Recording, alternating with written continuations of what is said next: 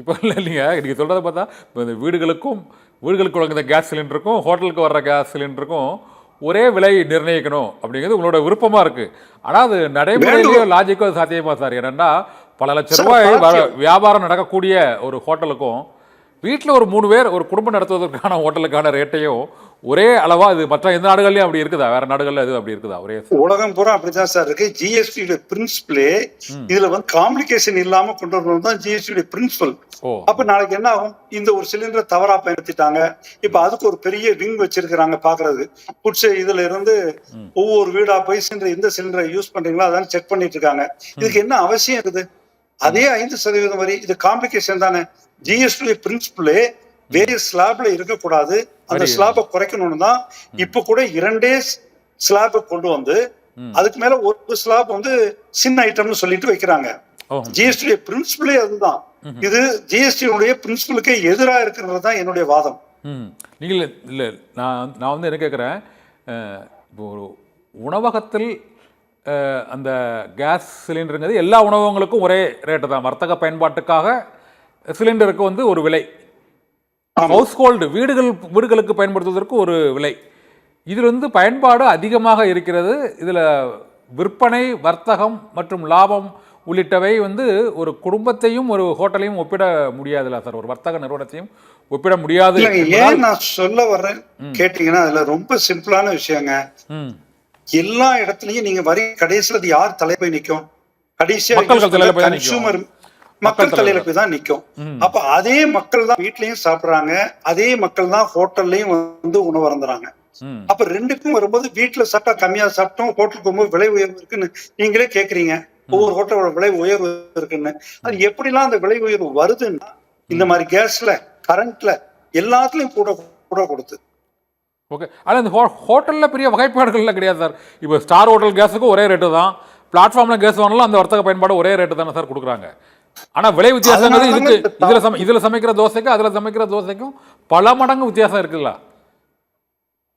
இல்லைங்க, ரெண்டுமே உள்ள இருக்கிற கேஸ் ஒரே காம்பினேஷன்ல தான் வருது. எந்த விதமான வித்தியாசமும் ரெண்டுக்கும் வித்தியாசம் கிடையாது. இதனால சில தவறுகள் நடக்குன்னா, தெருக்கடைகள்ல அவங்க எல்லாம் என்னன்னா வீட்டு சிலிண்டரை யூஸ் பண்ண ஆரம்பிக்கிறதுக்கும் அதை போலீஸ் பிடிக்கிறதுக்கும் இந்த தேவையில்லாத பிரச்சனைகள்லாம் வருது.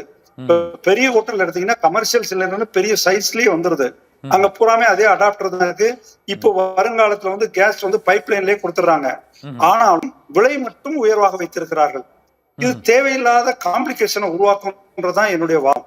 அதே மாதிரிதான் பவரும். எல்லாத்துக்கும் ஒரே ரேட்டு கொடுத்து போனா பிரச்சனையே இருக்காதுல்ல. எப்படினாலும் நாங்க ஒரு 5% ப்ராஃபிட் வச்சுக்கிறோம், இல்ல 10% ப்ராஃபிட் வைக்கணும், அதுக்கு மேல எங்களால வைக்க முடியாது. ஏன்னா நிறைய போட்டியாளர்கள் இருக்காங்க. இப்போ ஒரு கடை, ஒரு தெருவுக்கு எடுத்துக்கிட்டீங்கன்னா 10 கடைகள் வந்துருது. ஹைவேல எடுத்துக்கிட்டீங்கன்னா 100கணக்கான உணவகங்கள் திறந்து கொண்டே போகிறார்கள். ஒவ்வொருவரும் விலையிலும் குவாலிட்டியிலையும் குவான்டிட்டிலையும் போட்டி போட்டு தான் வைக்க வேண்டிய சூழ்நிலையில் இருக்கிறோம். அதனால விலைகளை யாருமே மினிமம் பாசிபிள் பிரைஸ் தான் வச்சிருப்போமே தவிர மேக்சிமம் பாசிபிள் பிரைஸ் வைக்கிறது இல்லை. ஆனா நீங்க சொல்றது உங்களுடைய இந்த ஹோட்டல் உரிமையாளர்கள் மற்றும் அந்த உங்கள் தொழிலோட பார்வையில் சொல்கிறீங்க. ஆனாலும் இப்போ இந்த நம்ம மக்கள் எதிர்பார்ப்பது என்னவென்றால், பால் விலை குறைந்தாலோ அல்லது விலை ஏற்றப்பட்ட பிறகு, அது கேஸ் விலையோ ஏற்றப்பட்ட பிறகு அல்லது குறைக்கப்பட்ட பிறகு அந்த விலை திரும்ப குறைப்பதில்லை. இட்லி விலையோ, அது வடை விலையோ, தோசை விலையோ ஒரு குறிப்பிட்ட அளவுக்கு ஏற்றப்பட்ட பிறகு இதன் பின்னர் சில வரி விதிப்புகளால் இந்த மூலப்பொருள்களின் விலை குறைந்தாலும், வரி குறைந்தாலும் மக்கள் அதை வாங்க போகும்போது அந்த உயர்த்தப்பட்ட விலை, இப்போ ஒரு டீயே 15 ரூபா என்ற விலைக்கு விலை நிர்ணயிக்கப்பட்டு விட்டது. இட்லியும் 10 ரூபாயிலிருந்து 15 ரூபாய் வரை பொதுவாக அனைத்து கடைகளிலும் நிர்ணயிக்கப்பட்டு விட்டது. இருந்த போதிலும் இதற்கான வரி விகிதங்கள் குறைக்கப்பட்டாலும் கூட்டப்பட்டாலும் இவற்றின் விலை விகிதங்கள் குறைக்காமலேயே எந்த ஹோட்டல் பண்ண மாதிரி விலை குறைச்சிருக்காங்களா சார் இதுவரை உயர்த்தப்பட்ட விலை? மிக சரியான ஒரு கேள்வி. நான் பதில் சொல்றேன். காபி தூள் ஒரு நாள் 300 ரூபாய்க்கு வாங்கிட்டு வந்தோம். இன்னைக்கு குவாலிட்டியான 800 ரூபாய்க்கு வாங்குறோம். அதாவது கிட்டத்தட்ட 3 மடங்கு விலை உயர்வு ஒரு 4 ஆண்டுகளுக்குள்ளாக. ஆனால் என்றைக்காவது 4 மடங்கு விலைகளை எந்த ஹோட்டல்களாவது உயர்த்தி இருக்கிறார்களா? தக்காளியை எடுத்துக்கொள்ளுங்கள். 3 ரூபாய்க்கு வித்த தக்காளி 30 ரூபாய்க்கும் விற்கிறது. அதாவது 10 மடங்கு விலை உயர்த்தப்பட்டிருக்கிறது. என்றைக்காவது 10 மடங்கு எந்த ஹோட்டலிலாவது விலை உயர்த்தப்பட்டிருக்கிறதா? மின்சாரம் வருடா வருடம் உயர்ந்து கொண்டே போகிறது. 5% ஏதோ நிர்ணயித்திருக்கிறார்கள். அதே மாதிரி ப்ராப்பர்ட்டி டாக்ஸ் எடுத்துக்கிட்டீங்கன்னா 5% என்று நிர்ணயித்திருக்கிறார்கள். ஒவ்வொரு ஆண்டும் உயர்ந்து கொண்டே போகிறது. இன்னும் சொன்னீங்கன்னா பீக் ஹவர்ஸ்ல வேற ஏத்திட்டு இருக்காங்க. அந்த அளவுக்கு எந்த உணவும் விலையை ஏற்றுவது இல்லை. நீங்கள் சொல்ற மாதிரி ஒரு விலை குறைந்தால், இன்கிரீடியன்ஸ் விலை குறைந்தாலும் கூட பழைய விலைக்கு வருவதில்லை. 100% ஏத்திட்டு 50% குறைச்சிருப்பாங்க. அதுதான் பார்க்க முடியும். நீங்க இப்ப உதாரணத்துக்கு கோல்டு கூட எடுத்து பாருங்க சார். விலை ஏறிட்டு குறையுதுன்னு சொல்றீங்க, திருப்பி மறுநாள் ஏறிடுது. இன்னைக்கு குறைந்த விலை கூட ஓராண்டுக்கு முன்னால் இருக்கிற விலை திருப்பி வருவதில்லை. அதே போலதான் எல்லா விலைகளும், பால் விலை எடுத்துக்கிட்டாலும் சரி, நீங்க தயிர் விலை எடுத்துக்கிட்டாலும் சரி, அதே மாதிரிதான் ஏறிக்கிட்டே தான் போகுது.